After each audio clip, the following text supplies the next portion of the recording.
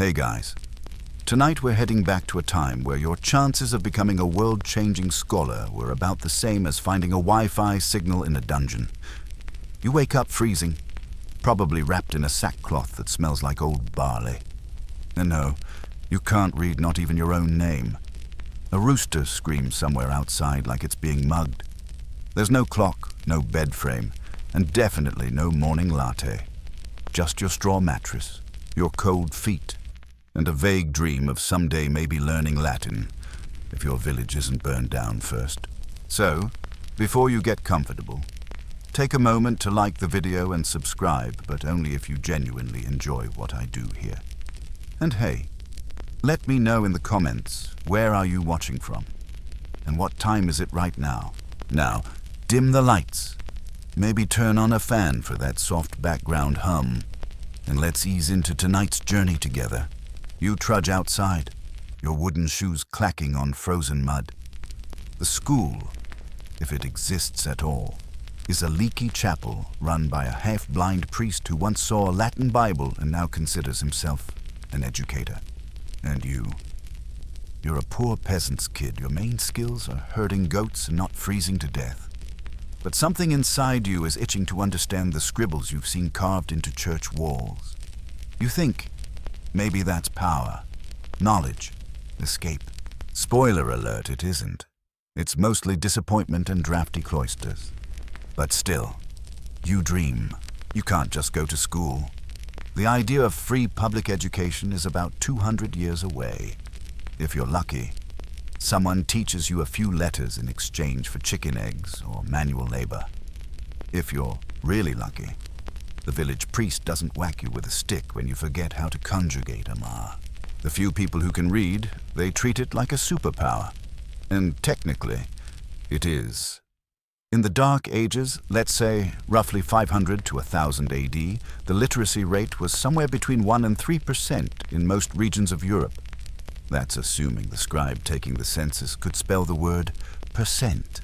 And no, there's no real curriculum. Some scholars think monasteries followed rough guidelines passed down from Roman times, but others argue that most education was just guesswork and holy vibes. The Bible was central, of course. But if you were hoping for, say, math or science, good luck. You might get a little arithmetic if the priest was unusually curious or had inherited a Roman abacus. The days are cold. The windows are holes. You sit on a bench made of splinters, scratch notes into wax tablets that melt if you set them too close to the fire, and recite Latin phrases you don't understand.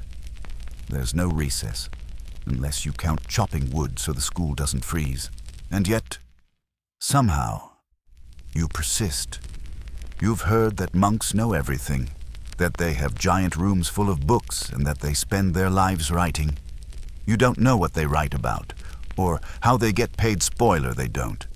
But it all sounds terribly exciting, so you ask to join. Or more likely, you're sent, sometimes willingly, sometimes because your parents hope God will forgive the family sins if one child ends up in robes. Monastic life is one of the few educational paths available, if you can call it that. You say goodbye to your goats, get your head shaved, and begin your new life in a stone-walled monastery. This is not Hogwarts. It's more like a combination of a prison and a sheep barn, but with extra chanting. Monks rise before dawn. You do, too. You'll copy texts eventually, but first you clean everything. And you pray, constantly. In Latin, you still don't really understand it. No one does. That's the point. Here's the quirky part. Monks believed silence brought them closer to God. So you're not allowed to talk. Need to ask Brother Ethelwine for a penknife. Better learn the right-hand gestures. Yes, there was a medieval monastic sign language, and yes, it mostly existed because monks weren't allowed to say, "Pass me that quill." What are you actually learning? Mostly scripture. A bit of Greek philosophy. Aristotle was hot stuff, if forbidden in some places. A lot of time is spent copying things you'll never be allowed to question. Knowledge is sacred, but not yours to interpret. Historians still argue whether this preservation of ancient texts counts as education or just very elaborate babysitting. On one hand, monks did keep classical knowledge alive. On the other, you're literally copying letters you can't explain, in a language you can't pronounce, by candlelight, while fasting. It's like being in grad school, but hungrier and holier. And the candles. Not beeswax, those were too expensive. You get tallow candles, made from animal fat. They smell like regret and mutton. Your fingers stay stained with ink and soot. Your eyes go bad by 30. But hey, at least you're literate. Sort of. Eventually. If you don't go blind or get sent out to dig ditches during plague season, you might be considered a learned man. People come to you with questions about scripture, astronomy, or why their goats keep dying. You answer them with a mix of Aristotle, superstition, and complete guesswork. Oh. And remember, that rooster, you now believe it crows at dawn because God wills it, not because of circadian rhythm or anything absurd like biology. Because real science, that's not for you. Not yet. Not in this century. And not with your current parchment budget. You go to bed on a slab of wood, blanket made of woven hair, dreaming of books you'll never read and ideas you'll never voice. You tell yourself it's holy work, sacred, worthwhile. Tomorrow, you'll wake up again to candle smoke, cold stone, and the distant sound of a bell calling you to prayer. Again. So, you're a scholar now, or close enough. You've learned just enough Latin to mispronounce every holy text in the library and get mildly scolded by a senior monk named Brother Odric, whose beard is 90% crumbs. But here's the twist. Your next step in this glorious academic journey isn't a lecture hall with comfy seats. It's a damp, echoing monastery where the air smells like mildew and boiled cabbage. Because in the Dark Ages, learning didn't thrive in grand universities with gleaming marble. It survived barely inside stone walls, guarded by monks who spent their lives squinting at ink-stained scrolls. And not because they loved knowledge, necessarily. More like they feared what would happen if people misunderstood the Bible, or worse, interpreted it themselves. You step inside the scriptorium, the sacred writing room. It's dim. Always dim. Sunlight peeks through narrow slits in the wall, not windows.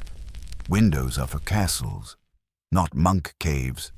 The smell hits you first, musty, ancient, and oddly sweet from the sheepskin parchment stacked everywhere. You try not to breathe too deeply. Too late. There are books here, real ones, huge, handwritten, decorated in red and gold ink. You want to read them, but nope, not yet. First, you scrub the floor, then you grind ink. Eventually, maybe, you'll be allowed to hold a pen. With supervision, education here is a strict hierarchy. And at the top, the librarian monk Grimm, gray, terrifying. He speaks 5 languages, but mostly mutters threats. You once saw him tackle a novice for misfiling a psalter. No one has seen that novice since. You assume he was reassigned to garden duty, which is code for digging latrines. Now let's talk about the books themselves. They're not made of paper. Oh no. In your world, a book might cost $20. In the Dark Ages, one book costs more than a small farm. Why? Because it's made of vellum calfskin, soft, durable, and horrifyingly expensive. You need 1 baby cow for every 4 pages. So next time you see a 200-page manuscript, imagine a herd of confused, literary cows. Moo. And they're not just expensive, they're heavy. A single Bible can weigh more than your cousin Gerald, and you don't get to keep it in your room. These precious tomes are chained to shelves, like prisoners. That's right, medieval libraries used chain libraries, where the books were literally locked to the wall to prevent theft. not because there were that many thieves, more because people were desperate for knowledge, and a good book could disappear faster than free mead at a harvest festival. You don't check books out here. The books check you out. You come to them, sit on a creaky stool, open the pages with reverent hands, and hope to heaven you don't smudge a corner or sneeze mid-sentence. Because these books aren't just expensive, they're sacred. And the punishment for damaging one, let's just say it involves penance, fasting, and possibly manual labor involving chamber pots. The funny thing is, these books aren't always right. Some are filled with errors, because every time someone copies a text, they introduce new mistakes. It's like a giant, centuries-long game of academic telephone. One monk misreads a line from Augustine, the next copies that mistake, and suddenly you've got a theological debate over whether angels have elbows. And that's assuming the monk copying the book can even read. Many couldn't. They just copied symbols like machines, line by line. Historians still argue whether this kind of rote duplication counts as literacy. It's like memorizing a song phonetically in Japanese and saying you're fluent. Oh, and illumination. That's the fancy word for the dazzling gold and blue illustrations in the margins of old manuscripts. You think it's beautiful. Your superior thinks it's holy. The monk who painted it, he probably just wanted to draw a rabbit jousting with a snail, because medieval monks were low-key pranksters. Some of the surviving manuscripts are filled with the weirdest doodles: naked men riding fish, dragons vomiting flowers, and snails, so many snails. No one really knows why. You spend your days hunched over a writing desk that's really just a glorified shelf nailed to a wall. There's no back support, no cushion. Your quill must be carved just right, or it will splatter. Your ink must be ground just so, or it will fade. And your margins must be perfect, or Brother Odric will appear silently behind you. You now measure time in candle lengths. You eat in silence. You write in silence.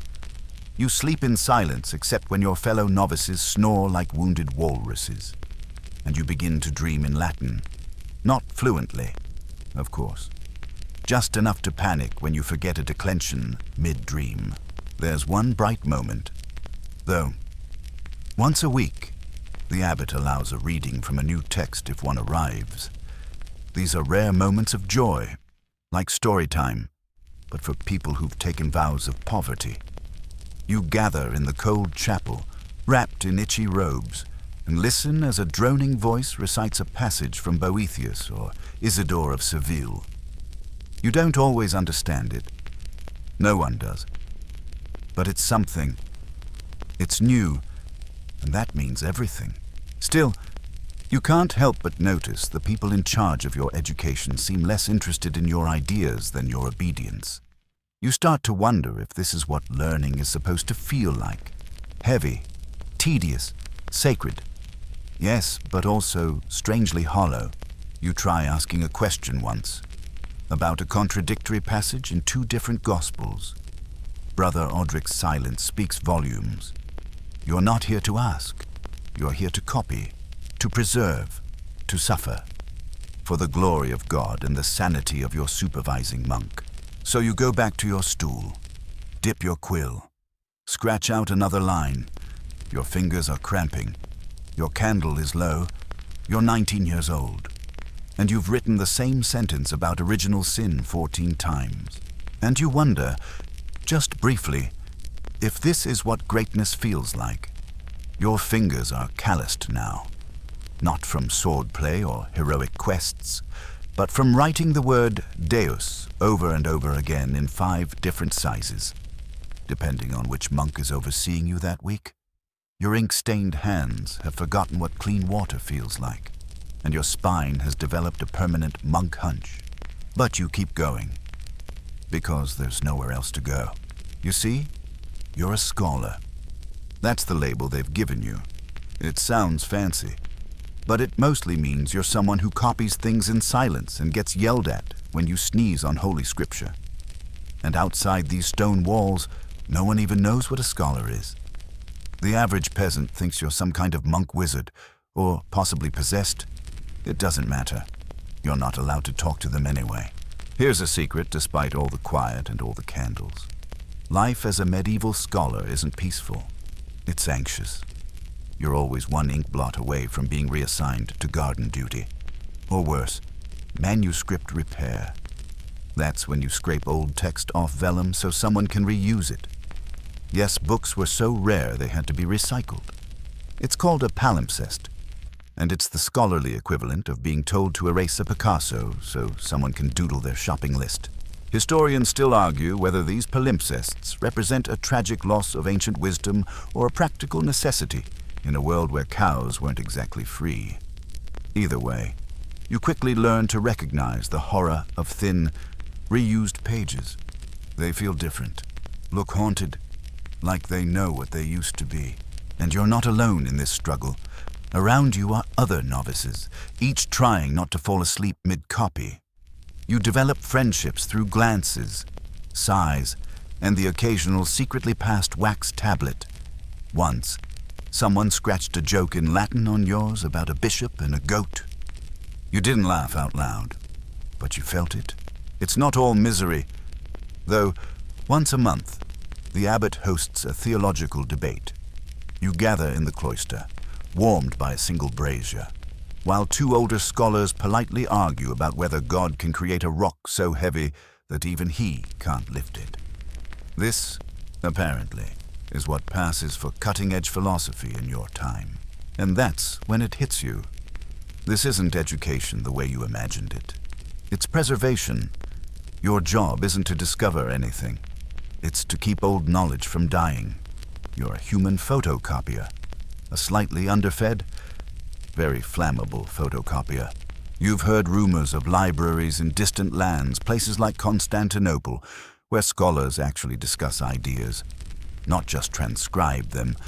But Constantinople is a dream, a glittering jewel on the far edge of your map. You're not even allowed to leave the monastery grounds, let alone travel to Byzantium. Still, those rumors spark something dangerous in you. Curiosity. You begin to sneak into the restricted shelves. Nothing dramatic. Just late at night, by the light of a stolen candle stub. You read things you're not supposed to read. Old Roman texts, Greek fragments, commentaries by Arab thinkers, translated awkwardly by monks who clearly didn't understand them. And that's where you find it. A fragment of knowledge so strange, so heretical, it makes your breath catch. It's about the stars. You see, in your world, the stars are just God's lanterns, fixed in a celestial dome. But this fragment, this forbidden scrap, suggests the earth might be round, that the heavens move in predictable ways. That maybe, just maybe, the universe has order beyond divine whim. You close the book slowly, not because you're done, but because you're afraid. If Brother Audric ever found you reading this, you'd be scrubbing privies for the next decade. Or worse, sent to another monastery, one without books. But the idea sticks with you, grows inside your mind like mold on damp parchment. You start noticing patterns. The stars do move predictably. The seasons follow cycles. Even the monks' endless chanting has structure, rhythm. Still, you say nothing. You're not stupid. You've seen what happens to curious scholars. They vanish. Or worse, get sent to Rome to explain themselves. And no one wants that. The monastery itself starts to feel smaller, colder. You notice how often your teachers contradict each other, how much of what you copy seems off. You wonder if maybe knowledge is being locked away, not preserved. And then, the plague hits. It doesn't start with drama. Just a missing monk, then another. A cough in the cloister, a pale face at evening prayer. You're told to pray harder, fast longer, trust in God's mercy. But God's mercy is slow. The illness is fast. Soon, the scriptorium is empty. Candles burn untouched. Books lie open on desks like interrupted dreams. You don't know what the disease is. No one does. Historians later call it bubonic plague. Some say it was spread by fleas on rats. Others argue it was a combination of poor hygiene, famine, and really bad luck. You just know Brother Odric is gone, and you miss him. The monastery becomes quiet in a new, terrible way. Silence used to mean peace. Now it means death. The birds don't even sing anymore. You survive. Barely. But everything has changed. The library is yours now, but it feels like a tomb. The books are all that remain of your fellow scholars. Their handwriting, their ink smudges, their margin doodles.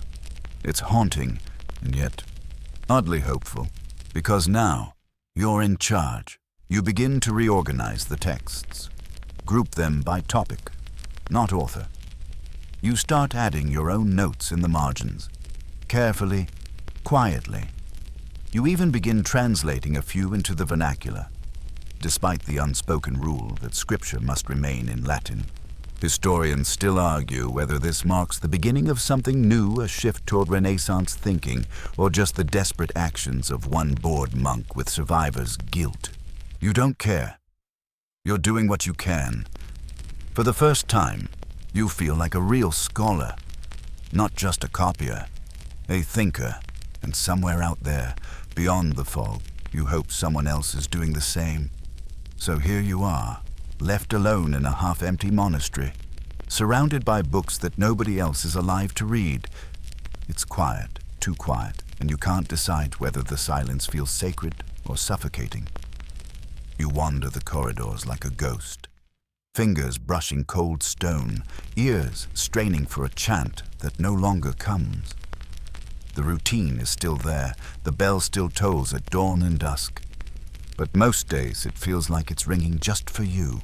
And suddenly, you start noticing things you'd never paid attention to before.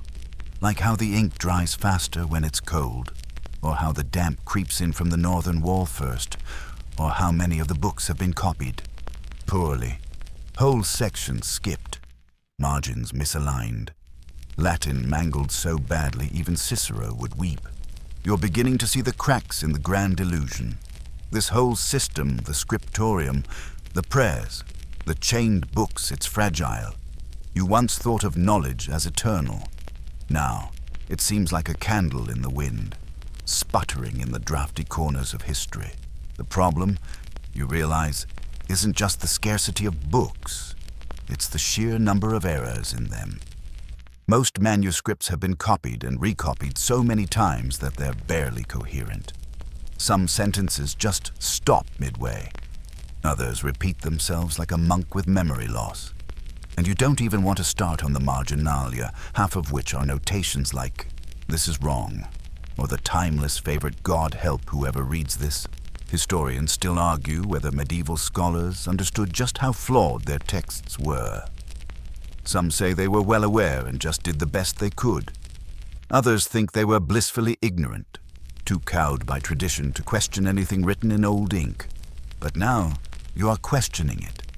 Because it turns out, when you're alone with your thoughts and 50 decaying books, you start to wonder if maybe knowledge itself has been compromised. You spend hours comparing texts. One day it's different versions of Genesis. The next, it's medical scrolls that recommend powdered unicorn horn for fever. Spoiler, there were no unicorns. Not even in Saxony. You're finding more differences than similarities. And the realization is dawning slowly but surely a lot of what you've copied, studied, and recited might be total nonsense. Take medicine, for instance. You find one manuscript that advises bleeding the patient under a full moon to release evil vapors. Another insists a poultice of crushed emeralds will banish demons. You laugh. Then you remember that 2 monks once died following these instructions, and you stop laughing. Still, you're not totally alone. A handful of survivors remain. One is Brother Thomas, whose voice trembles but whose memory is sharp. He becomes your unexpected mentor in the post-plague world.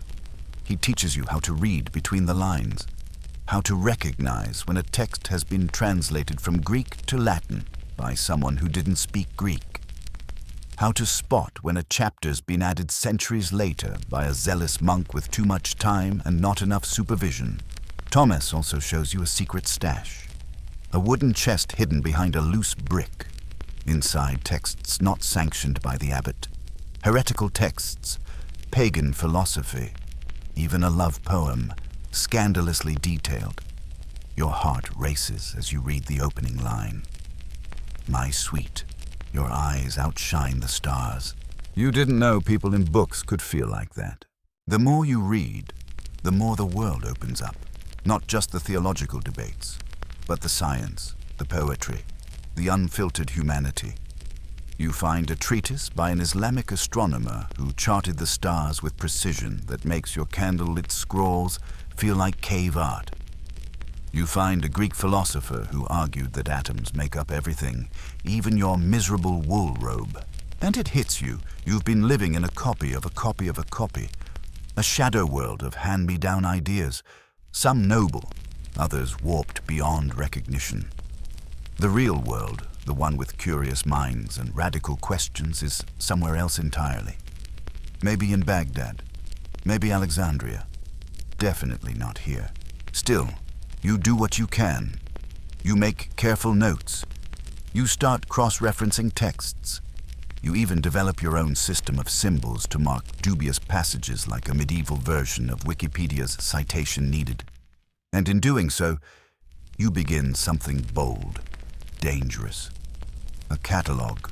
It's nothing fancy. Just a leather-bound volume where you document what texts you have, what condition they're in, and what contradictions they contain. You even jot down ideas for improving the layout, like separating chapters or using paragraphs. Revolutionary stuff. Apparently. You show it to Brother Thomas. He nods solemnly and says, "This is madness." Good. Keep going. And so you do.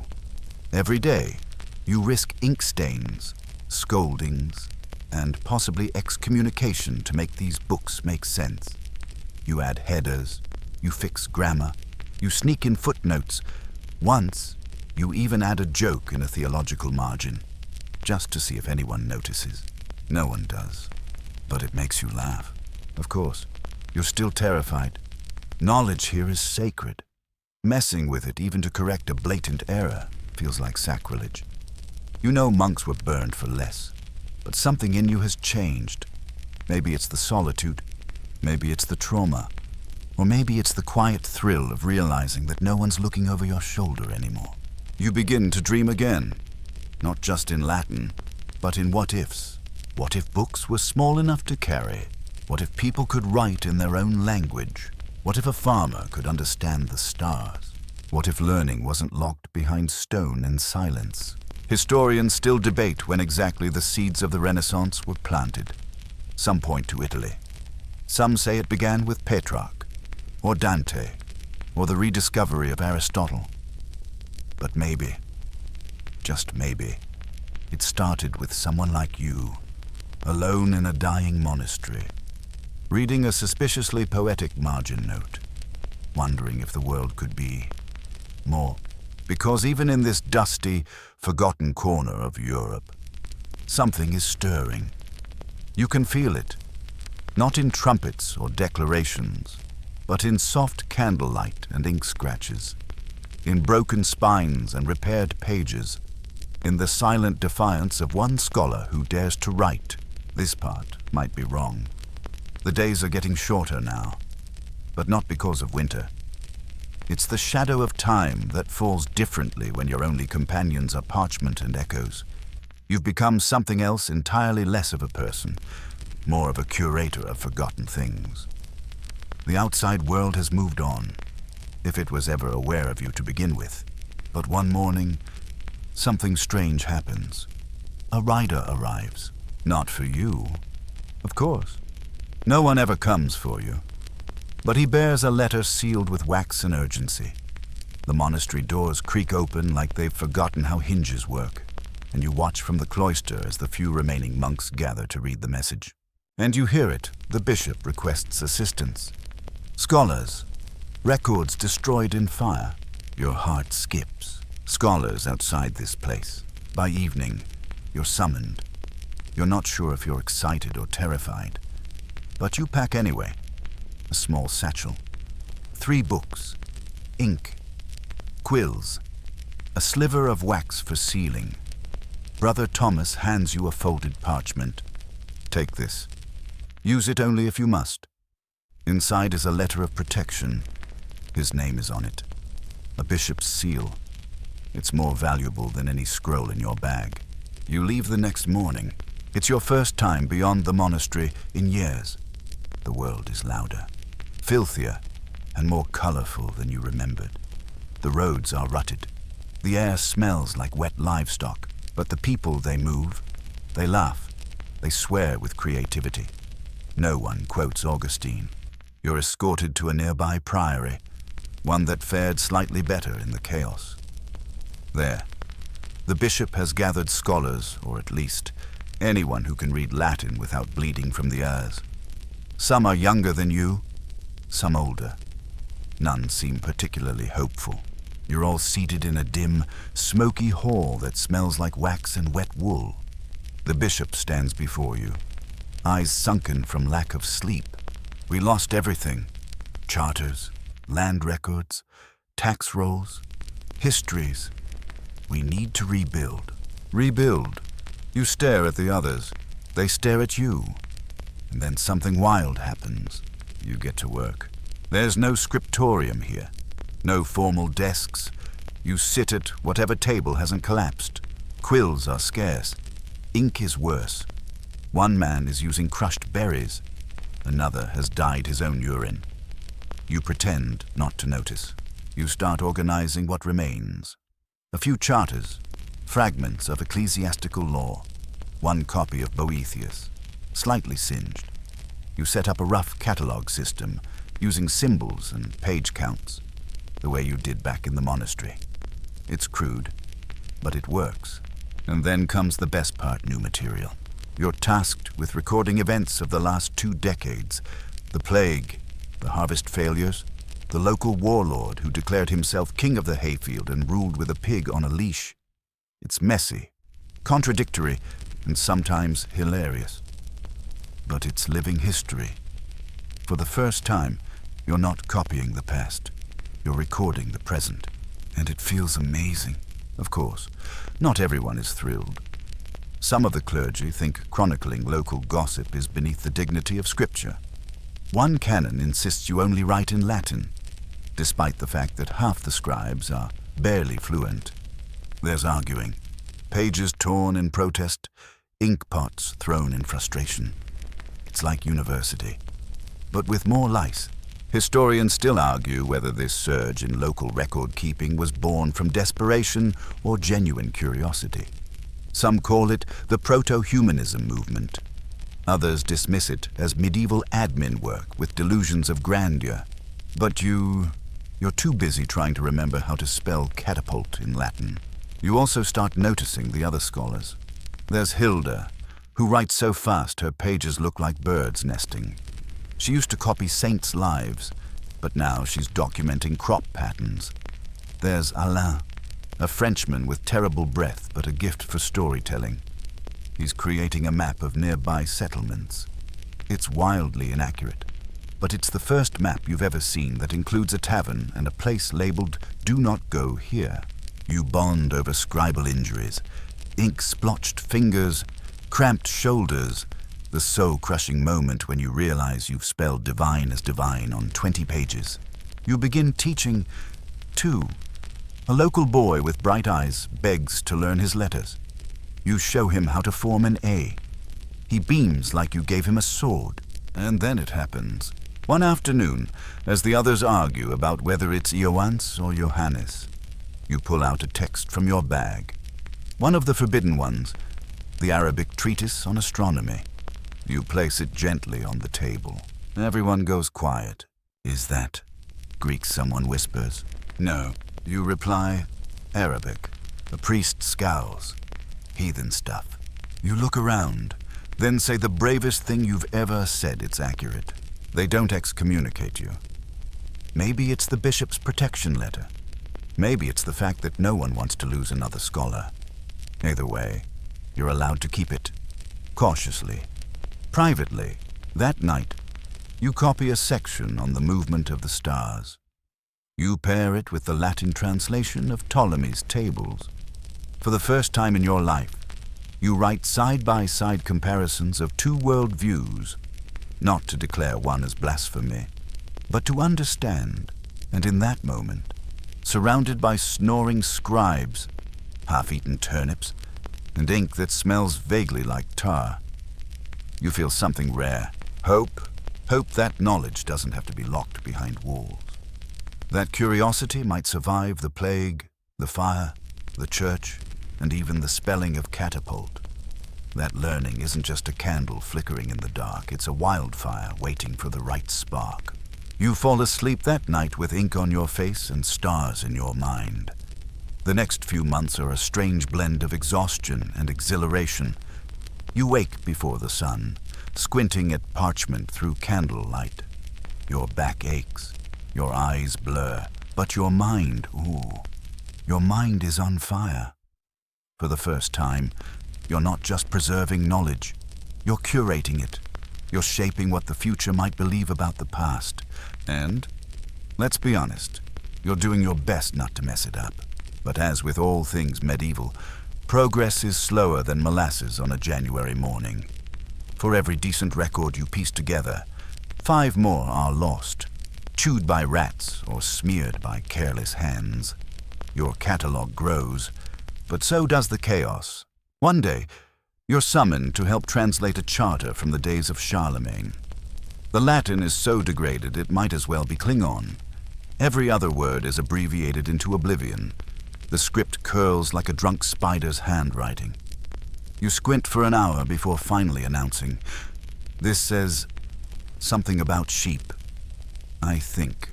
Historians still argue whether such documents were meant to be cryptic to prevent forgery, or if the scribes were just really bad at their jobs. Honestly, you're starting to believe the latter. Worse yet, you're seeing politics creep into the parchment. The bishop wants the records to reflect a certain narrative. Local lords want favorable mentions. A widow begs you to omit her late husband's debt. And more than once, someone accidentally spills wine on a section they don't like. You're not naive. You know history is written by the survivors. But now you're watching history being edited in real time. And you're the one holding the quill. So you start your own version. A secret one. You copy every document you transcribe verbatim, unedited, and stash them in a hidden compartment behind the kitchen's broken hearthstone. It's risky. If discovered, it could cost you everything. But the thought of someone, someday, reading the truth, that's worth the risk. One evening, while redrafting a land charter, you come across something peculiar. For a monk from a century ago left a personal note in the margin. This lord lied. He never owned this land. You feel a jolt. Someone before you did the same thing. Hid the truth in plain sight. It's like finding a kindred spirit across time. The next day, you start leaving your own coded marginalia, small notes only a careful reader might catch. You choose symbols, an owl for wisdom, a cracked chalice for corruption.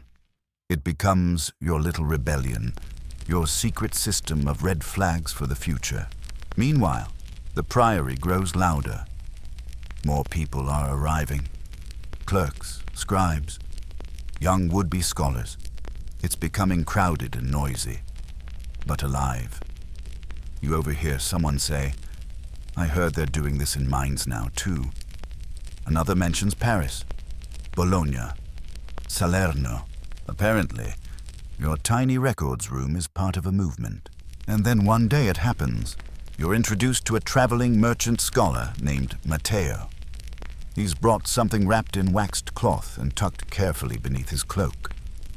It's a book. But not just any book. It's in paper. Real, smooth, Pale paper, not stretched lambskin or cowhide, and it's small, portable. The cover is soft leather, etched with gold, and the text, it's not Latin, it's Italian. Your hands tremble as you flip through it. The script is clean, the spacing consistent. The paragraphs, oh blessed paragraphs, actual blocks of thought. It's a collection of local laws and proverbs, not written for the church, not copied for nobles, written for people. This, Matteo says, is the future. Historians still debate when vernacular writing truly began to replace Latin. Some say it was Dante. Others point to merchants who needed contracts the common folk could understand. But here it is, in your lap, a book made for everyone, not just monks with migraines. That night, you start drafting your first text in your native tongue. It's clumsy. The spelling's inconsistent. You have no idea if anyone will even be able to read it. But it feels real, like telling a story by the fire, like finally letting your thoughts speak without filters. You call it Notes for My Successor. It's part guide, part journal, part long sigh. You write about the plague, the monastery, the catalogue, the star maps. You even include your owl and chalice code. You hope, someday, someone will find it. By now, your hand cramps if you don't write for more than an hour. You dream in ink. You quote Boethius to pigeons. You've officially become that kind of scholar. But just when you start to feel settled, a new problem rises: scarcity. With all these new scribes and scholars, resources are stretched thin. Ink is now rationed. Parchment, practically sacred. You're forced to reuse old scrolls. You scrape them clean with pumice and vinegar and write over them. And that's when you discover it, a ghost text, beneath the scraped surface of one scroll. Faint but unmistakable, is a band tracked on celestial spheres. It shouldn't exist. It was condemned 50 years ago. You shouldn't be reading it, but you are. And it makes sense. It's beautiful, precise. It describes the heavens not as divine wheels, but as moving bodies in predictable patterns. It talks of orbits, of movement, of math. You copy it, carefully, hide it, and wonder how many other texts lie beneath these scrolls. Their voices erased, waiting to be heard again. They call these palimpsests now layers of history, like onion skin, peeled back with patience and a touch of vinegar. Historians still argue how many works were lost to this practice. But you know, at least one survived. You keep reading, keep writing, keep listening to the whispers beneath the parchment. And as you sit there, in a rickety chair, ink-stained and sleep-deprived, surrounded by people who don't yet realize they're laying the groundwork for something called the Renaissance, you smile.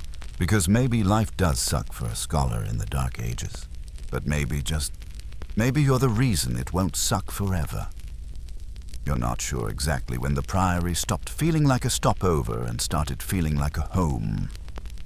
Maybe it was when they gave you your own writing desk, complete with a slightly crooked stool and a drawer that sticks. Or maybe it was when you found yourself arguing with a new scribe about how to properly abbreviate, etc., as though it mattered more than breathing. But things have changed. This place isn't a monastery. It's not even quite a school. It's something else, something still being invented around you, and that's both thrilling and terrifying. Because with growth comes risk, and the Priory is now buzzing.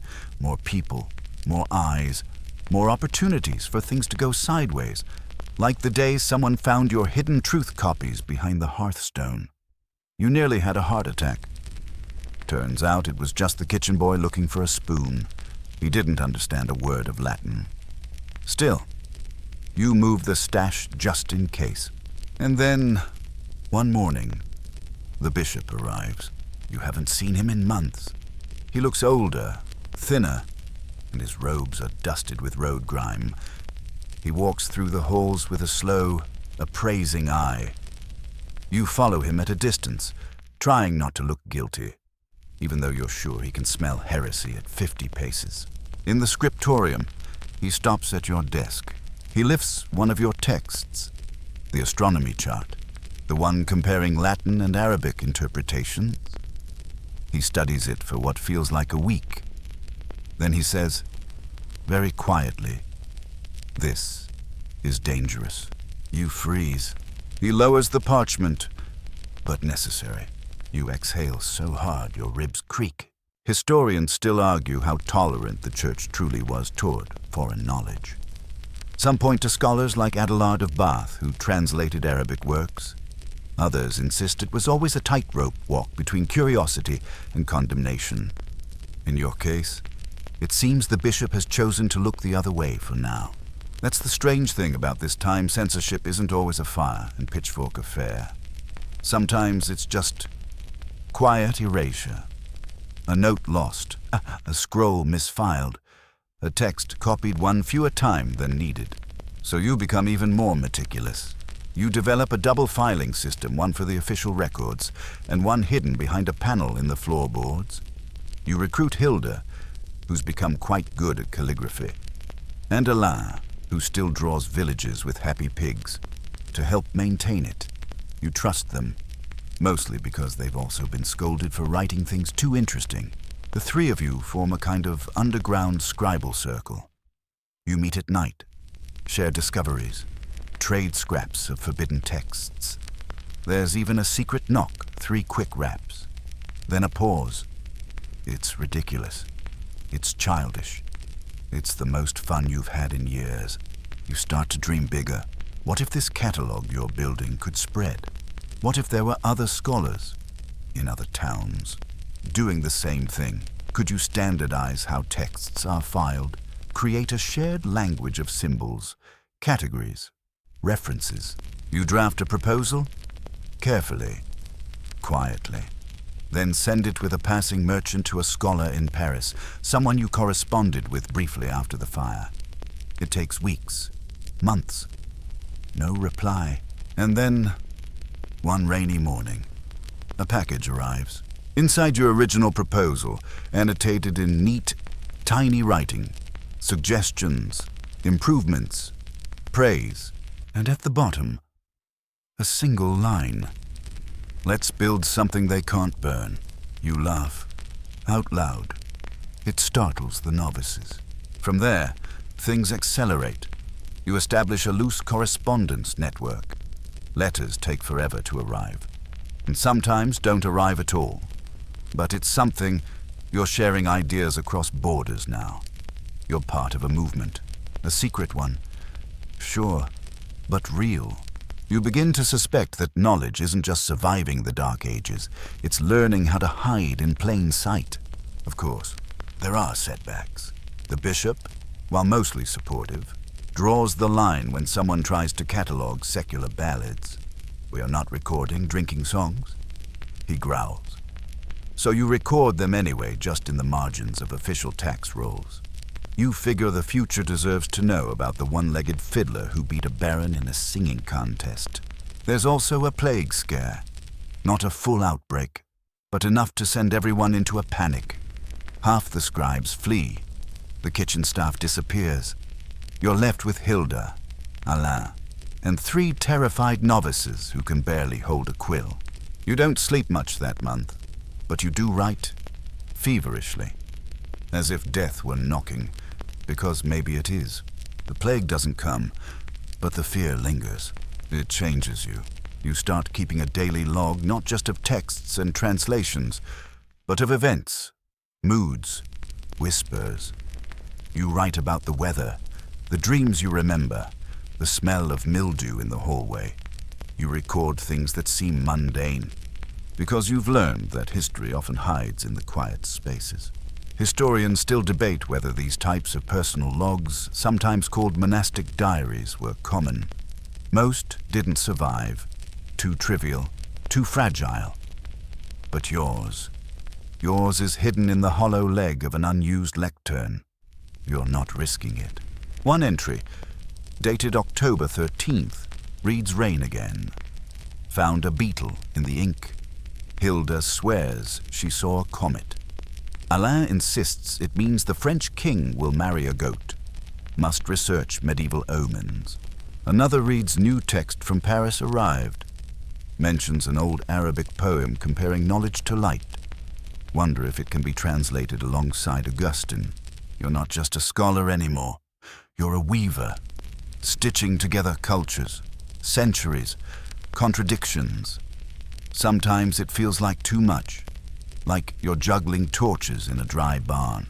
But then you remember the boy who learned the letter A, or the time the bishop admitted your star chart made more sense than his sermon, or the secret smile Hilda gives when she finishes a perfect page. And you keep going, because somewhere out there, maybe a century from now, maybe longer, someone might stumble across your ink-stained pages. They'll frown at your handwriting, chuckle at your owl codes, wonder what kind of half-mad, sleep-deprived scribbler you were. And then, maybe, they'll add their own notes. And the chain will continue. By now, you've completely surrendered to the rhythm of this strange half-life one-part tedium, one-part discovery, and a whole lot of ink-stained fingers. You measure time by how long the candles last, how many folios you've filled, and whether the goats outside the priory are bleating before or after you finish your morning copying session. And then something new slips into your world, students. Not scribes, not monks in training. Actual, eager, squirmy, loud, questioning students. It starts with a noble family sending their third son, the one deemed too clever to be a knight and too lazy to be a priest. Then a merchant's daughter with a talent for numbers. Then 2 village boys with startling memories and a knack for picking up languages. Suddenly, the priory's library isn't just a storage vault of knowledge. It's a classroom.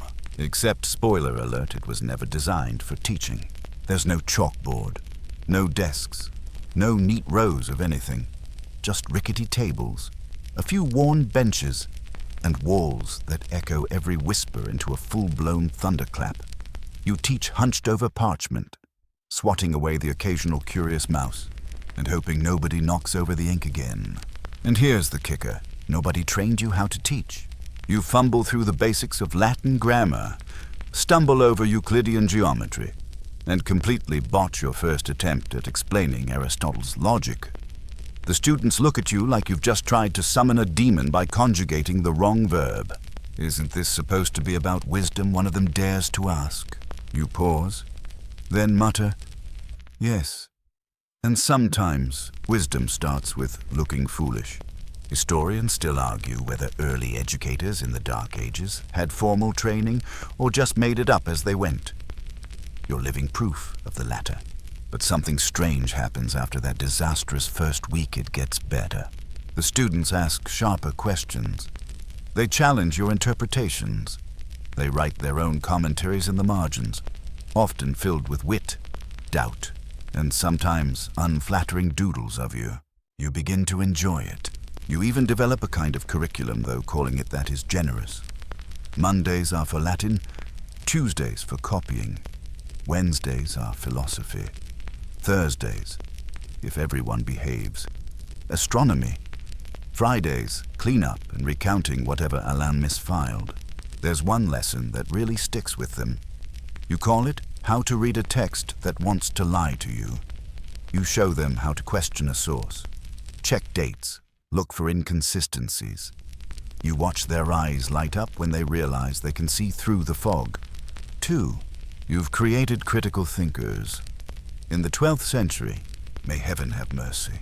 One afternoon, you overhear the youngest student, a boy with a voice like a trumpet, whisper to another, "Don't trust the first version.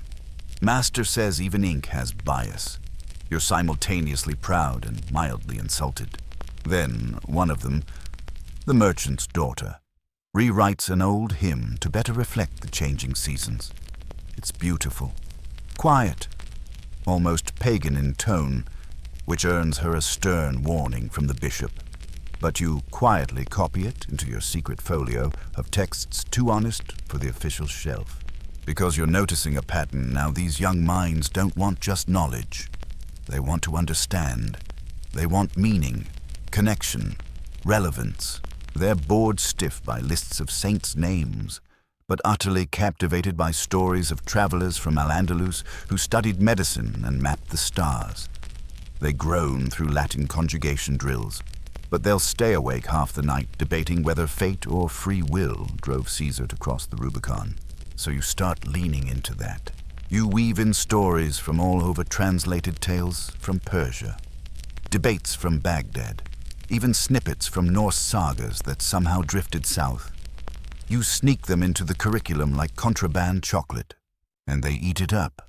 This, you realize, is education on the edge. Balancing tradition with curiosity, orthodoxy with wonder, stability with just a little chaos. You even try an experiment instead of lectures. You let them teach each other.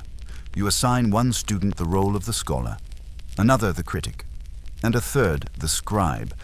They rotate roles every week. It's messy, loud, sometimes hilarious, but it works.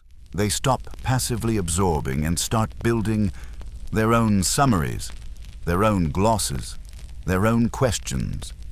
One student invents a color coding system for referencing different philosophers.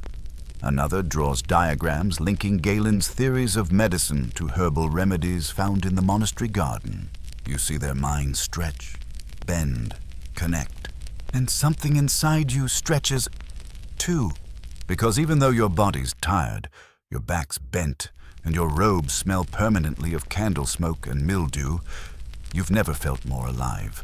There's a phrase you hear tossed around by traveling friars, translatio studii, the transfer of learning from one place, one age, to another. You used to think it referred to parchment and ink, but now you see it differently. This is the transfer, one mind kindling another, one moment of clarity passing like flame to the next, an unbroken chain across centuries of war, plague, boredom, and stubborn goats.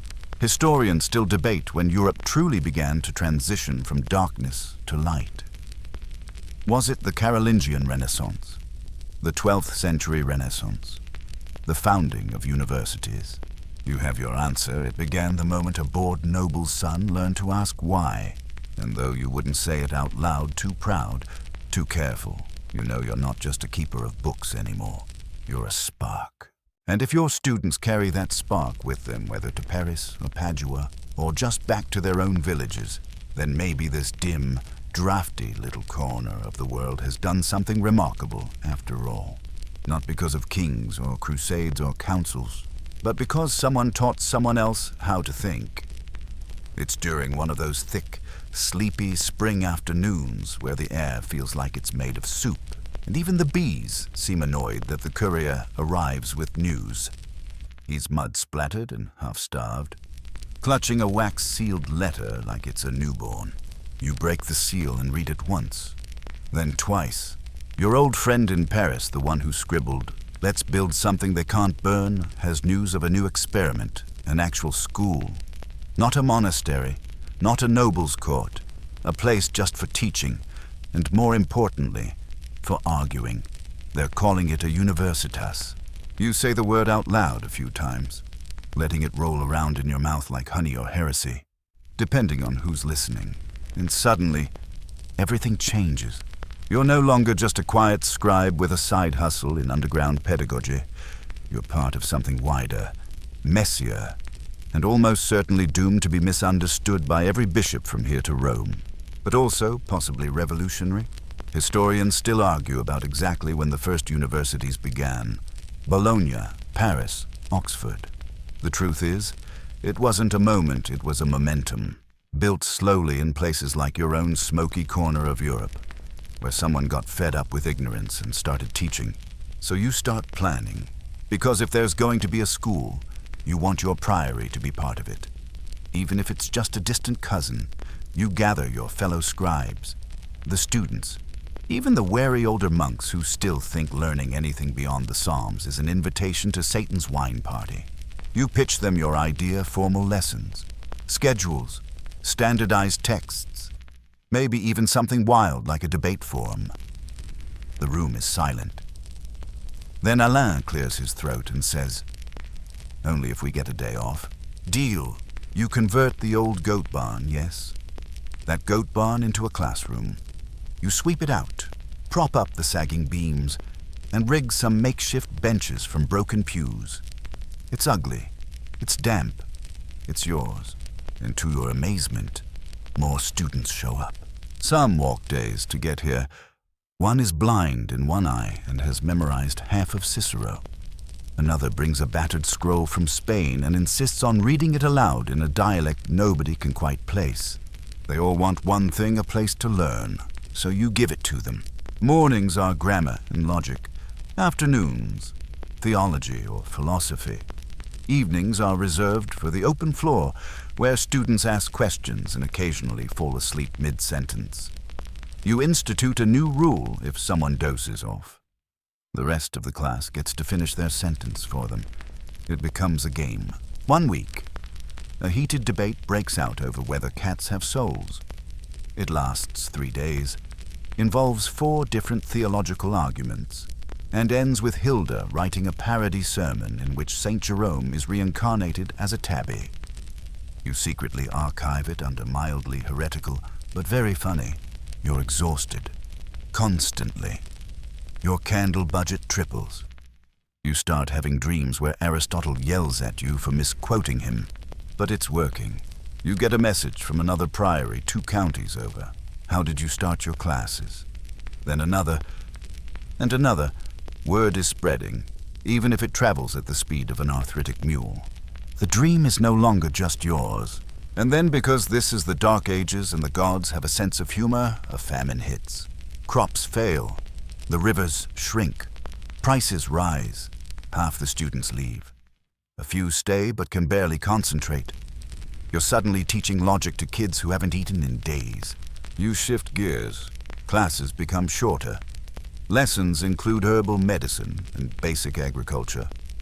One afternoon, you lead a seminar on how to identify edible roots based on a half-remembered scroll from some Roman botanist who clearly never had to eat his own homework. You also realize something painful. Knowledge doesn't fill an empty stomach. And yet, the few who stay cling to learning like it's food. They copy texts with shaking hands, review notes by firelight, whisper lessons to each other when words feel too heavy to say aloud. That's when you truly understand what you're building. It's not just a school, it's resistance. Against hunger, against fear, against the slow grind of forgetting. Historians often focus on big events, the Crusades, the plagues, the papal schisms. But down in the weeds, this is what kept civilization alive, stubborn people teaching each other things, even when everything else fell apart. One evening, a student offers you a single, hard-won egg. You don't want to take it, but they insist. You gave me books. They say, I can spare breakfast. You cry, just a little. Then boil the egg and share it with them. In this strange little world, that counts as a feast, and slowly, life returns. The rains come, the fields recover, and students trickle back in, carrying stories and bruises and, in one case, a pigeon trained to deliver messages badly. It mostly just flies in circles. You welcome them all, because by now, you're no longer just a scholar, or a teacher, or even a scribe. You're a founder of something bigger than yourself, you imagine. Far in the future, a grand building with stone columns, lecture halls, maybe even a dormitory that doesn't smell like cabbage. You see students debating, disagreeing, discovering. A world where knowledge is free to travel. A world where questions are not feared. You smile and go back to fixing the goat barn's roof, because the future starts somewhere, and sometimes it starts with you yelling, "No." That's not the dative case while dodging a falling beam and trying not to step in ink again. You wake one chilly morning to the sound of bells, not your usual prayer bell. Not even the breakfast one, that one you can usually ignore without too much guilt. No, this is a louder, sharper clang that means something very particular in the medieval scholar's universe. A visitor, you pull on your robe still ink-stained, naturally, and shuffle out to the courtyard, where a horse stands looking mildly offended at having been involved in anything this early in the morning. Atop it is a man wrapped in fur, eyes too bright, nose too red, and bearing a satchel that looks like it's hiding either books or very flat cheese. You're not surprised to hear the word Inquisition. Yes, that Inquisition, though still relatively young and regional. The ecclesiastical sniff test for heresy has begun making rounds through Europe. And while you thought you were being subtle with those Greek philosophy sessions and that one seminar on what if evil isn't a person but a principle, turns out, subtle isn't your strong suit. Historians still debate how much the early Inquisition affected monastic schools. Some claim it was only the more radical thinkers who drew fire. Others say even minor deviations could invite suspicion. You're now officially in the paranoid enough to hide your notes in the bread oven camp. The visitor is polite. Too polite. He asks if he can sit in on your classes. And of course, you say yes, because refusing would basically be an admission of guilt. You spend the next week delivering the driest, safest lessons imaginable. Latin grammar, Psalm translations, a riveting 5-day analysis of ecclesiastical margin spacing traditions. Your students know something's up. One tries to sneak in a joke about St. Augustine's views on time and causality. You give them a look so intense it might as well be a confessional. The Inquisitor says nothing, just watches, takes notes, smiles. You sweat through your robe for 7 straight days. Then he leaves. No explanations, no verdict. Just a nod and a may wisdom guide you. Which, let's be honest, sounds ominous when you're standing in a drafty hallway next to a crucifix and a pile of questionable scrolls. You don't burn anything, but you do move the Aristotle texts to the bottom shelf and replace them with extra psalters, just in case. This is what it's like now. Teaching with one eye over your shoulder, learning with your head bowed low. You begin to understand why some scholars wrote in allegory, why others buried entire philosophies in poems about farming or architecture or bee colonies. There's one scroll you study more often now, Boethius's Consolation of Philosophy. A Roman philosopher, imprisoned, contemplating fate and free will while waiting to die. He talks to Lady Philosophy like she's real. You find that oddly comforting. Sometimes you imagine she's sitting beside you, smirking and whispering. You think this is bad.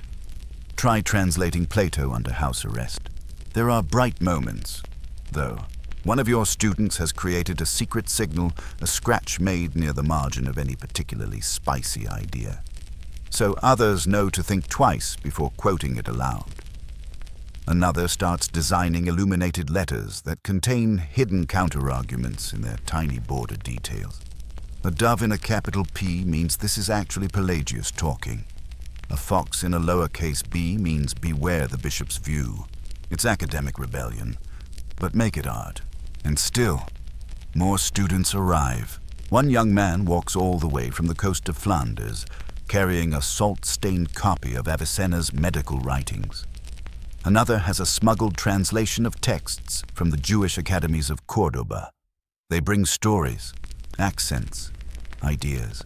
You feel like a bridge between worlds you'll never see, but the church keeps watching. You start hearing about arrests in nearby towns. A healer accused of practicing foreign arts. A young man burned for claiming the stars influenced the soul. One friar imprisoned for owning a banned book, which, incidentally, you also have.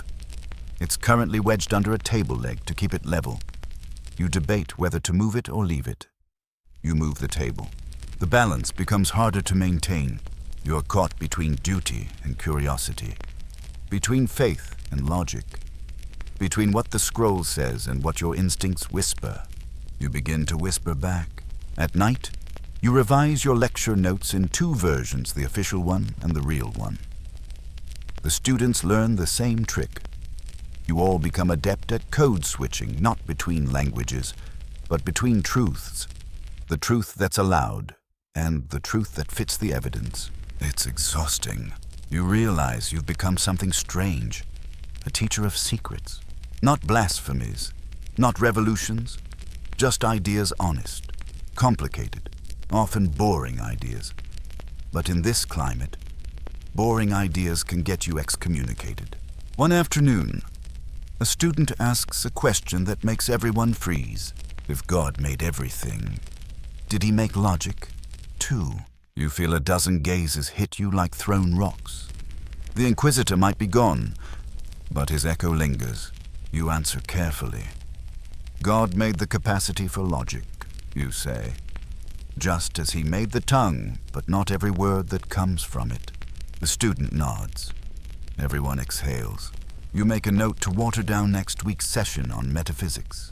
But still, the questions come. They can't help it. They've tasted inquiry now. There's no going back. And you start to take pride in the stealth of it all.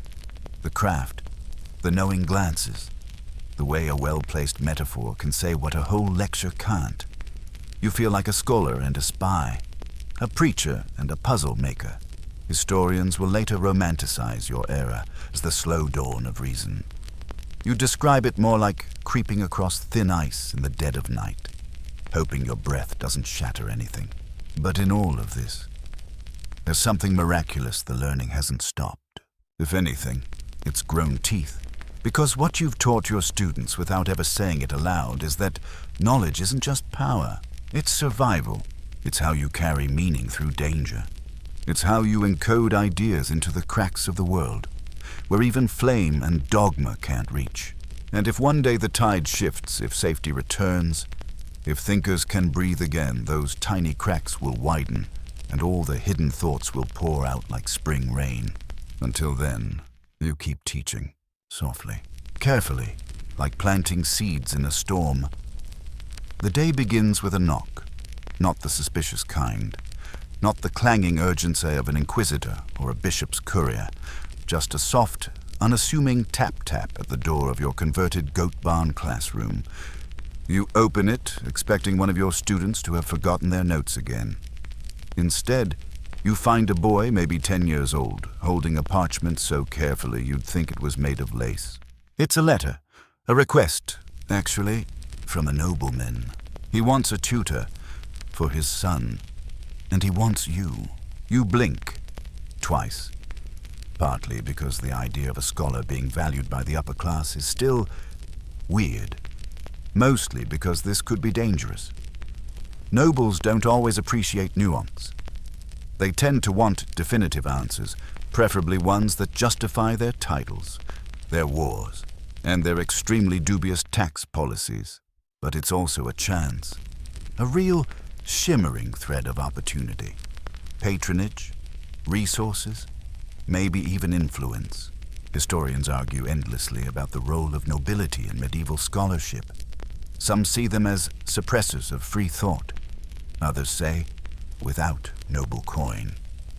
Most early schools would have starved faster than your students during Lent.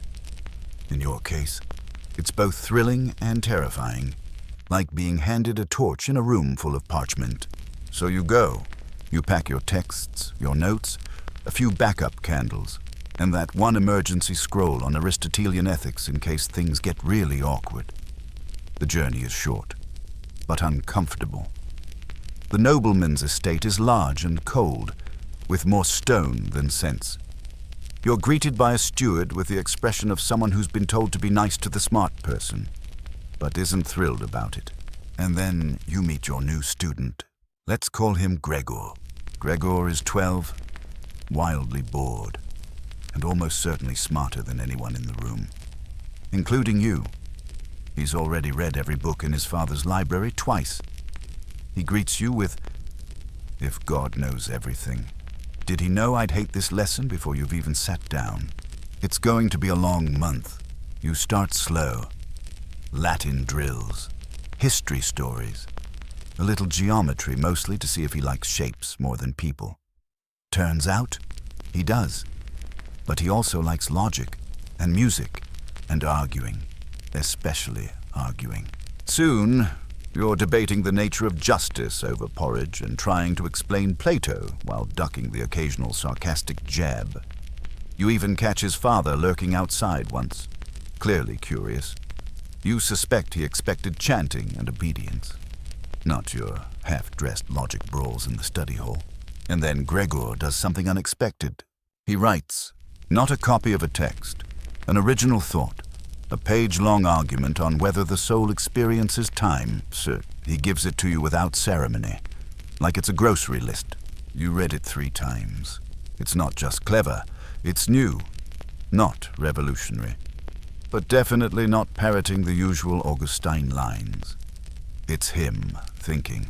You tell him it's good. He shrugs. I was bored. That night, you walk the cold corridors of the manor and realize something. This is what learning could look like. Not just surviving the Dark Ages, not scraping by in fear, but thriving, creating. If even one noble family backs a few curious minds, something might shift. So you make a pitch. You ask the Lord for books. Not for you, for others. For your classroom back at the Priory. You show him Gregor's essay. You speak in tones that are humble, respectful, and just slippery enough to suggest prestige if he says yes. To your surprise, he agrees. He even throws in a few coins for repairs to your collapsing roof. You return home with a small cart stacked with texts, some vellum, even a few precious inkpots.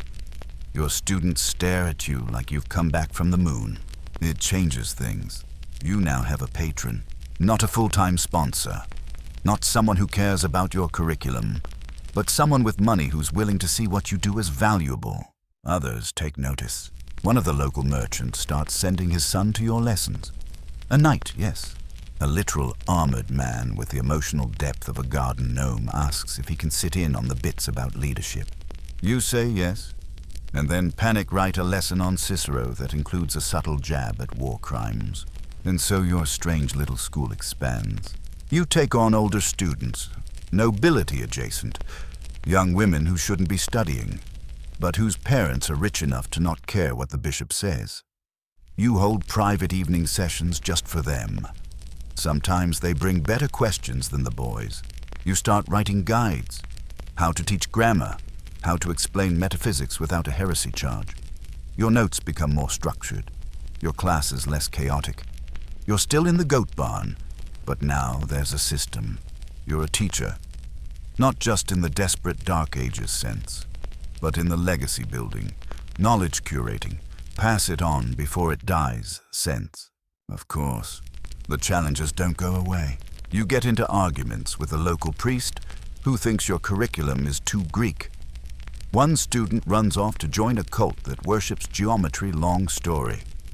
You run out of candles and have to borrow some from the shrine to Saint Martin, whose statue now scowls at you every time you walk by.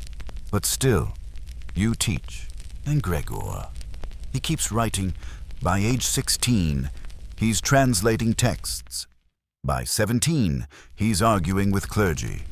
At 18, he tells you he wants to teach too. You nearly cry. Not because of pride, though, yes, there's that. But because it means all those nights spent shivering in half-lit halls, dodging inquisitors and sweeping goat droppings from under your notes mattered. You tell him yes, and hand him the scroll of Boethius, the one you've kept hidden for years. He nods and smiles. You see, for the first time in a long while, a future that's not just about survival. It's about expansion, influence, change. Not fast, not dramatic, but steady.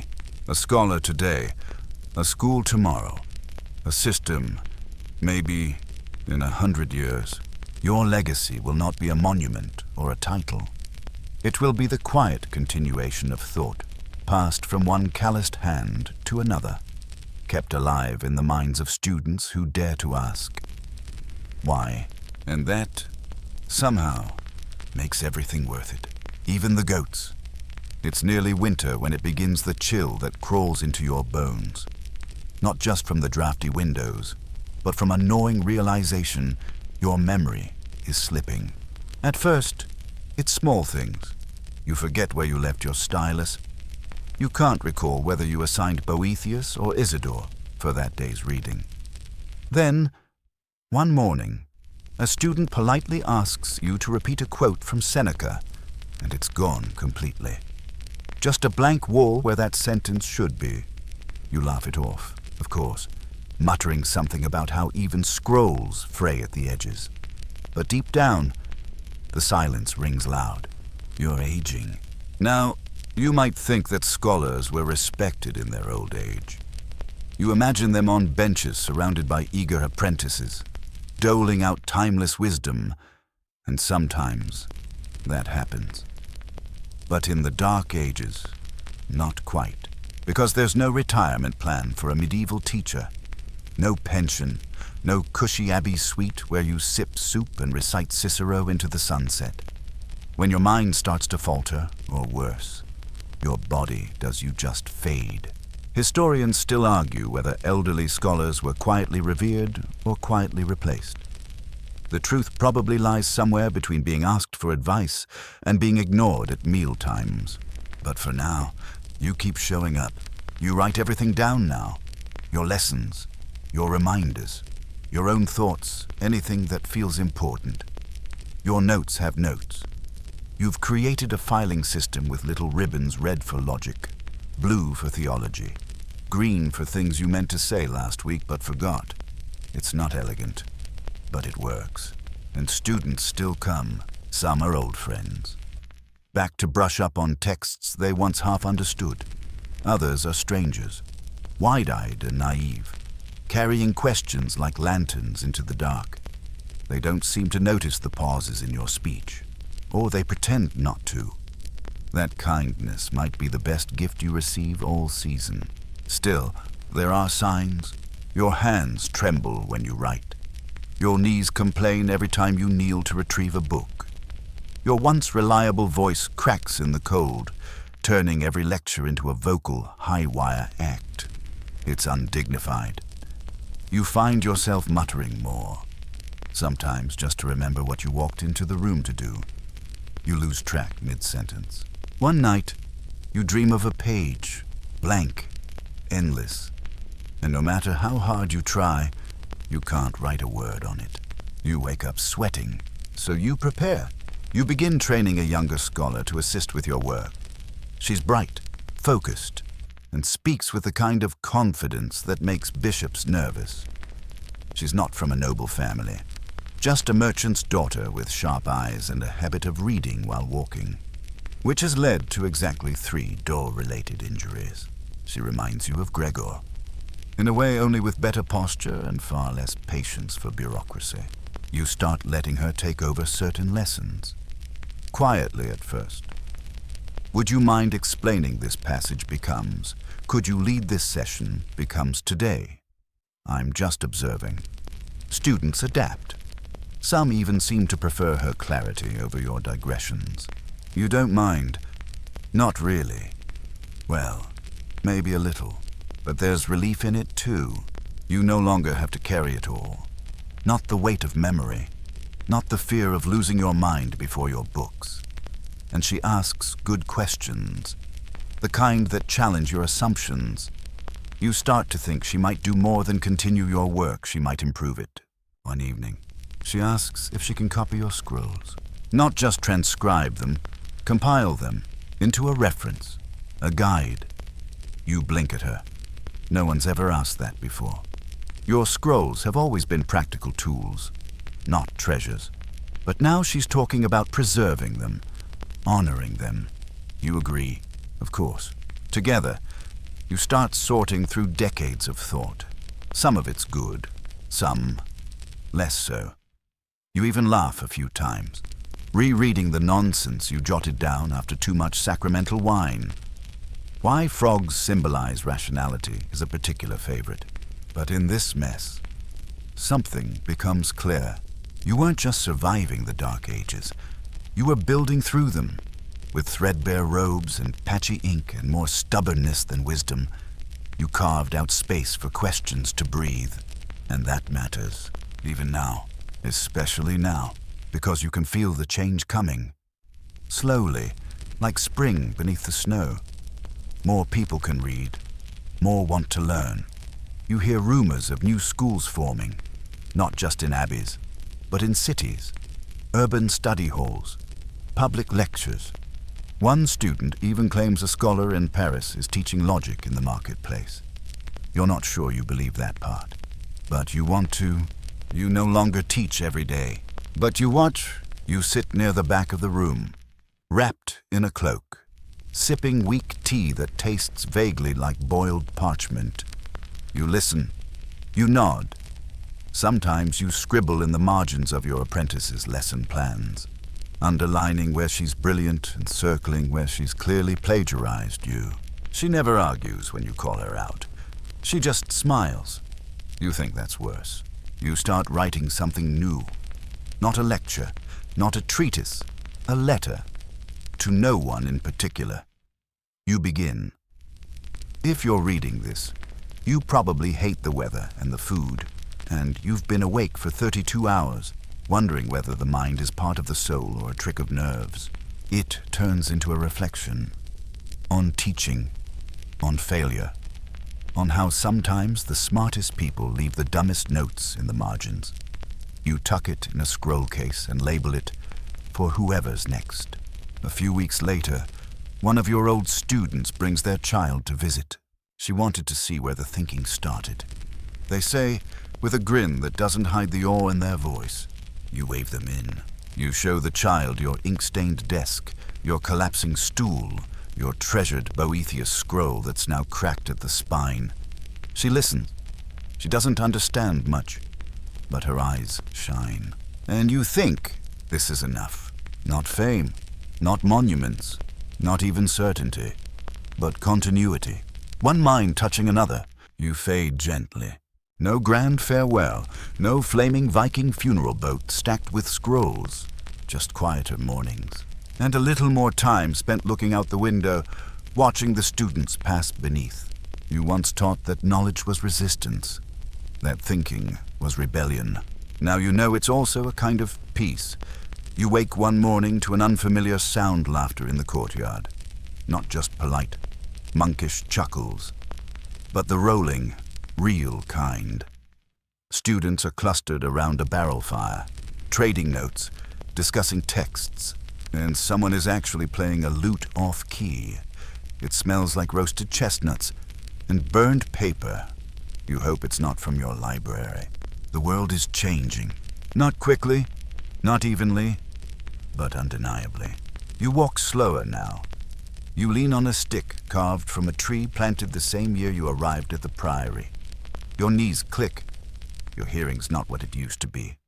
You sometimes mistake arguments for music, or vice versa. But you hear enough to know this. They're talking about new things. Not just God and Augustine and Aristotle, but medicine, natural philosophy, astronomy, that strange Arab text on algebra someone smuggled in through Spain, heresy adjacent, yes, but brilliant. Historians debate whether this moment, the late 11th and early 12th centuries, marked the true beginning of the medieval intellectual revival. Some call it the 12th century Renaissance. Others argue that's too generous. You, personally, just call it finally. After centuries of scrambling to preserve thought, like a man carrying a candle through a hurricane, there's now a flicker of stability, a shelter forming. And within that shelter conversation, you listen as a student misquotes Galen, and another corrects him using a translation from Avicenna. You nearly cry, not because it's accurate, but because it's possible. These were books that didn't even exist in your youth. Words locked behind languages your teachers never heard of. And now they're arguing over Arabic punctuation. The priory receives a visitor. He's dressed finely, definitely not a monk. His Latin is crisp, and his eyes dart around like a man who's either impressed or casing the place. He introduces himself as a representative from a school forming in Bologna. A university, he says. A place for scholars. Not just clerics. Not just nobles. Anyone with a mind. You blink at him. Like this, you ask, gesturing to your crumbling scrolls and badly sewn benches. No, he says. Better. You should be offended. You're not. Because you know he's right. Your priory school is a miracle of persistence, but it was built out of desperation. What he's describing is intentional. A place planned from the ground up to serve knowledge, not just store it in cold rooms. He invites your apprentice to come visit. She does. She returns with eyes wider than ever. Speaking of libraries with hundreds of books, students who pay for lectures, rooms just for disputation, scribes who don't smell like goats. You laugh so hard you wheeze. But something else flickers inside you. Not envy, hope. It's happening. The thing you tried to build in miniature, with frayed parchment and prayer and sleepless nights, is sprouting elsewhere. Bigger, sharper, louder. And she asks if she can take your teaching notes with her. Not just copies, all of them. You hesitate. Those scrolls have your entire mind in them. Your triumphs, your bad jokes, your worst mistakes. But you nod. Because what's the point of hoarding knowledge when the world is finally ready to want it? And so she goes. You walk her to the edge of the road, hand her a pouch of coins, slip a dried fig into her hand, your last one. Tell her to correct your math errors if she finds them. She promises to embarrass you publicly at every chance. You both smile. When she's gone, you feel a deep silence. Not loneliness, just stillness. Like the echo left behind after a bell stops ringing. You return to the priory, where the students now call you Father Scholar, a nickname that sounds half mocking, half sacred. You're okay with that. One day, a boy with ink on his face bursts in holding a letter. It's from Paris. The university there wants a copy of your logic notes. Paris, the city of scholars, students, scandals, and storms. A place you always wanted to visit and never did. And now your words might be read there. You sit for a long time with that letter in your lap. You remember how hard it used to be just to keep a candle lit. How you once begged for parchment from a man who thought books were demonic. How your first real classroom had walls so thin you could hear foxes scratching through them. And now, in Paris, someone might be discussing your thoughts. You don't write back immediately. You spend a week editing your scrolls, trimming the tangents, softening the sarcasm, adding a few jokes only a logic student would catch. You seal the pages with wax made from the priory's last beeswax candle. Then you send them. The student who delivers them goes on foot. You give him your walking stick. He complains, then thanks you, then trips over the threshold. Perfect start. Weeks pass. You don't hear anything. Then a new student arrives. She says she heard of your school from a man in Paris, that your writings were curious and unorthodox, and surprisingly readable. She asks to study rhetoric. You nearly fall over. You accept her. Of course, not because you're proud, though you are, but because you know this is what it's all been about, not just passing on knowledge, but inviting it forward.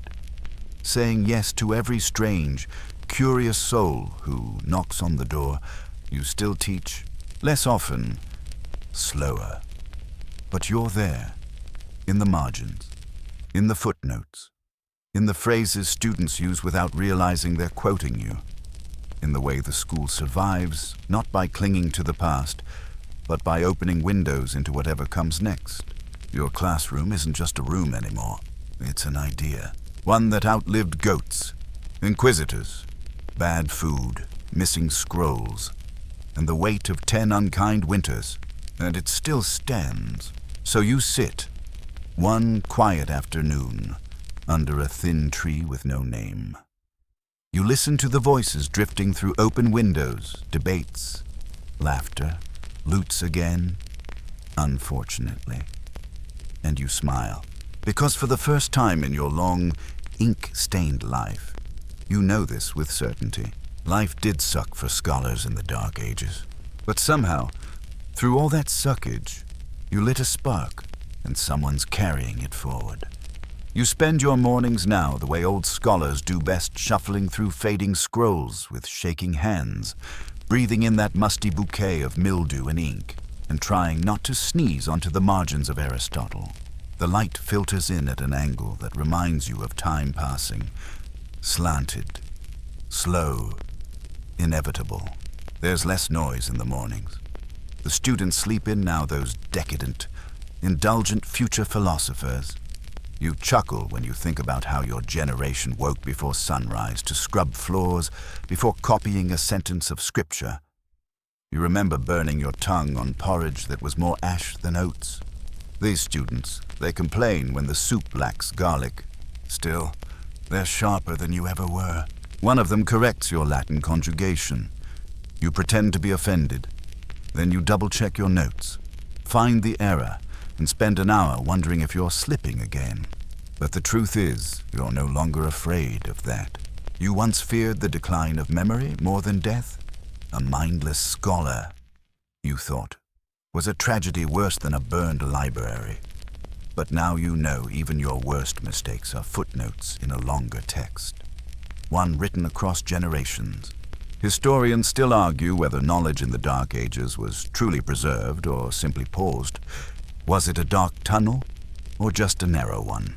You've lived inside that tunnel, crawled through it, lit candles in the cracks, and you're starting to believe it was never fully dark.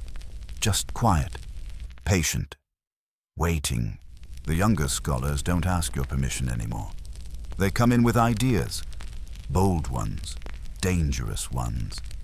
One of them suggests that Aristotelian logic might not be sufficient to understand all truths.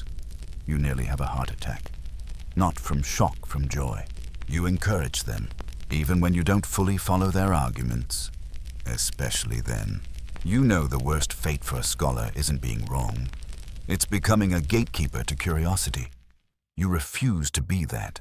You open your door. You even lend out your prized scroll, the one you once refused to share, even with your abbot. You used to say, knowledge kept too tight rots like bad cheese. Now you say it with less grump and more glee. Your apprentice, no. Your colleague now writes to you, often from Bologna. She sends you diagrams you can't decipher.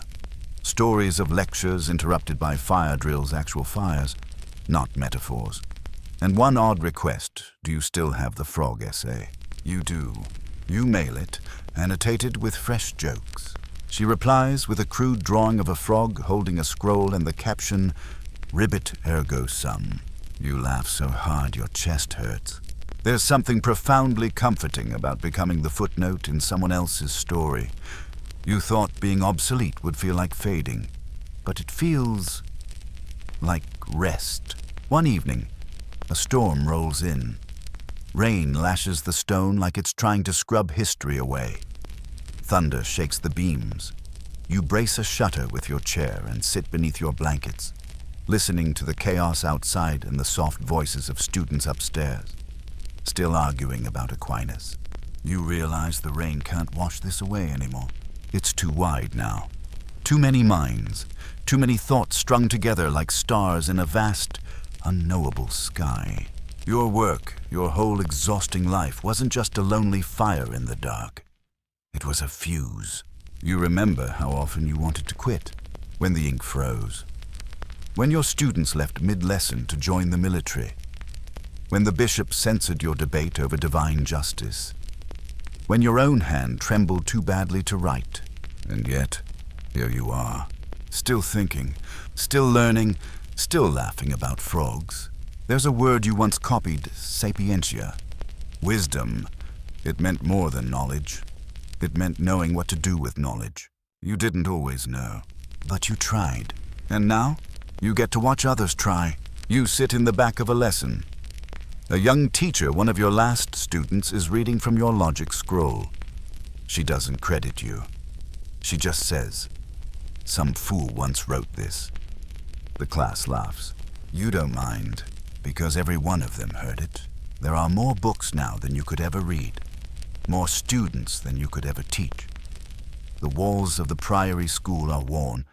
Yes, but beyond them, universities rise. In Paris, in Oxford, in Padua. Great halls, with arched windows and heated rooms. You're bitter about that last part. And your words, your long, ink-smudged, debated, sometimes poorly spelled words sit quietly on a shelf among them. You were never the smartest, never the boldest, never the one who made history, but you held the line.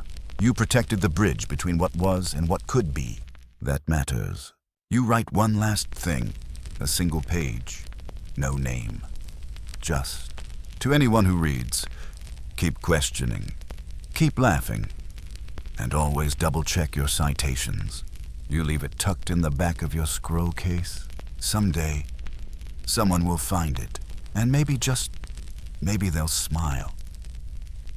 The last winter comes slowly, like a hesitant student. The air is damp, the sun forgets to rise some mornings, and you spend more time wrapped in wool than you ever did in your youth. Your bones are as brittle as old parchment now, and your joints crack with every step like poorly bound book spines. But your mind, well, it still wanders, sometimes back to those endless days hunched over ink-stained desks. Your fingers cramped around splintered quills, sometimes forward, into dreams of places you'll never see, great halls in distant cities, filled with students from every land, discussing things you once thought no one would care to preserve. Not just theology or logic or Latin grammar, but science, languages, politics, even poetry about frogs. It's absurd, really, and perfect. Your room hasn't changed much. A single candle stub, a small pile of books that you've read too many times, a feather tucked between pages, and in the corner, an old chest full of scrolls with your notes, commentaries, questions, half-baked ideas, most of which never made sense even to you. You used to worry what would happen to them when you died. Now you know they'll be taken, read, mocked, maybe, revised, built upon. And that's the point. Historians still argue whether the work done by early medieval scholars like you laid the groundwork for the Renaissance or simply kept knowledge barely alive long enough for others to revive it. Some call you guardians of the flame. Others say you were just scribes in the dark. You think you were both. And neither, because you weren't just preserving the past. You were dreaming of futures you couldn't even describe. A student knocks on your door one morning, carefully balancing a tray of bread and hot broth. You don't eat much these days, but you sip it, slowly, thoughtfully. She asks if you're warm enough. You nod. She asks if you want her to read to you. You nod again. She unrolls a scroll. Your scroll. Though she doesn't say it and begins reciting a passage on the ethics of teaching in your old scratchy Latin, with the kind of reverent annoyance only a young scholar can pull off. She trips over one word. You correct her. She glares. You grin. The world goes on. Later, you drift into sleep, warmed by wool and candlelight, the sound of turning pages still whispering in your ears. You dream of ink flowing like rivers, of students debating under torchlight, of laughter echoing through halls that haven't been built yet. And as you fade into that quiet place beyond thought and time, you realize something truly beautiful. Your life never stopped being about learning. Even now, even here, even in the soft hush of the last breath, there's still curiosity like a spark inside a worn-out lantern, refusing to go out just yet, because learning was never the goal. It was the light, and in your own small, ridiculous, marvelous way, you helped it shine. So now, as you lie there in the hush of night, the storm behind you, the scrolls safely tucked away, and the faint laughter of future scholars echoing in your memory, you let your breathing slow, You picture that old priory room, where the wind once stole your notes and the roof leaked over the grammar texts. You imagine the fire flickering low in the hearth, the shadows stretching gently across your walls, and the faint scratch of quills still moving somewhere down the hall.